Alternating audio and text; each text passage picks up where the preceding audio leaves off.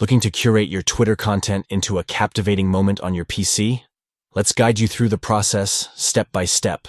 To begin, open Twitter on your PC and navigate to the post you wish to include in your moment. This could be a tweet, a video, or any other content you find noteworthy. Once you've found the post, click on the drop-down menu located on the post and select the option Add to New Moment.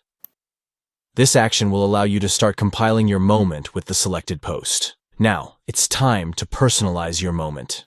Choose a compelling title that encapsulates the essence of your curated content. Craft a description that provides context and engages your audience. Additionally, you have the option to select a cover photo that visually represents your moment. After customizing your moment with the desired title, description, and cover photo, ensure to click on Finish Later to save your draft.